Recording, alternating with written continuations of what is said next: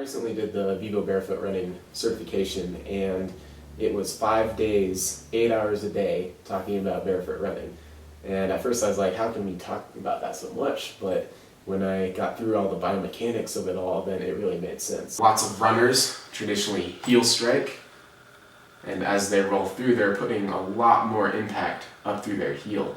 Now when you use like a barefoot shoe, you heel strike, and that hurts a lot. Or if you land a jump flat-footed or on your heels, it hurts a lot. So it modifies your technique, and for a landing, you'll be up on your toes a little better. If you're running barefoot, you're going to run a little more flat-footed. But I want to talk about this. Actually, I want to hear your definition of proprioception. Proprioception is your body's ability to sense where it is in space without looking. So what that means is you need to be able to sense the world around you through information being sent through your neurology, through your skin, through your joints. All of that's proprioception coming back into the body. Proprioception is really important if you're doing parkour, right? Because we have to know and understand where our body is in space and how it's interacting with the obstacles that we're overcoming. So if you are doing a precision jump from a rail to another rail, that requires such extreme balance and agility and proprioceptive ability that if you are trying to sense the world around you, 70% of that proprioceptive feedback comes through the sole of your foot. And if you've got an inch of padding between you and the obstacle, you're actually going to have that much more difficulty landing that jump.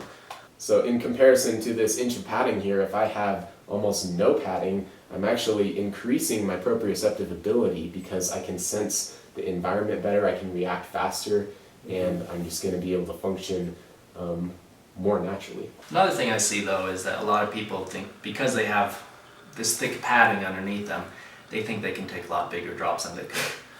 Which means that if you're wearing a barefoot shoe, this is exactly how much force you can take. Which means that you're not going to take a larger drop than you should be, which also means that you're getting conditioned up to the level. In parkour we see a lot of people hurting themselves from taking drops that are way too big. So this thin material and this flexible material is really important because if you are an intermediate or advanced practitioner of parkour, you probably would never wear gloves on your hands, right? Why would you do that? Because it reduces your feel and your sensitivity of the environment around you. So if you wouldn't wear gloves, why on earth would you wear a shoe with an inch of padding and something that's super rigid and not flexible? If you want to be more natural and better skilled and more responsive to your environment, don't be a motor retard, okay? Put on these flexible, thin shoes and you're going to have a lot more response and connection with your environment. One of the coolest things I saw was basically people standing on a pressure pad and comparing different shoes and the pressure images or readings projected on the computer screen. Now when people were barefoot, standing on the pressure pad, obviously it looked like a nice little barefoot footprint. And same thing for barefoot shoes. For the most part, it looked like a foot. Now when you put these on and stand on that pressure pad, all of a sudden you've got this big oval with speckles and random dots everywhere. And it doesn't look like a foot at all, and that's telling you don't get the same proprioceptive feedback. And as far as tracers go, we need that sensitivity, that connection with our environment to do it well. A question I get a lot at the gym when people start to find out about barefoot training is, okay, so what shoes should I get? How should I start training barefoot all the time? And you got to be careful because if you're a beginner getting into parkour, even if you're intermediate or advanced, and you want to train barefoot, but you've been training in these your entire life, you can get hurt really bad if you immediately train 100% barefoot. You've got to be careful, and so a couple recommendations I make are if you're getting into barefoot, maybe get some barefoot shoes and just wear them around for your everyday activities. Absolutely. And don't use them for training quite yet. Or possibly you could do your 10-15 minute warm-up in the barefoot shoes and then switch over to your other shoes. Now over a period of months, even years, it can take your foot to adapt to these new barefoot conditions. And so you got to be careful. Yeah, it's like conditioning a muscle that you've never used before. It's like exercising something that hasn't even been there. So just like training, you got to take time on and take time off. You got to give a recovery phase between the training. So your foot's no different than any other structure of your body. Yeah. My own personal experience is that I actually wore these Ariakis for at least 3 or 4 years, almost 100% of my training and even a lot of my everyday activity. But I then started training in Feius. And I found Feius to be that perfect like intermediary step between traditional running shoes and barefoot shoes. They got a little bit of extra padding, not too much, but had I gone straight from like these shoes to barefoot, I probably could have hurt myself pretty bad. And it would have been a lot harder because when even going from Feius to these barefoot shoes, I actually had to relearn precision jumps. I had to relearn drop landings. It took time to get comfortable doing those things because it hurt if you do it wrong, or it hurts if you do it wrong. So you definitely have to pay a lot more attention to detail, and therefore you're improving your skill a lot. Absolutely. Even the barefoot shoes themselves, they have insoles that you can take out. So they even start you on a progressive system where you have extra padding to begin with, and in the future you want to take those out.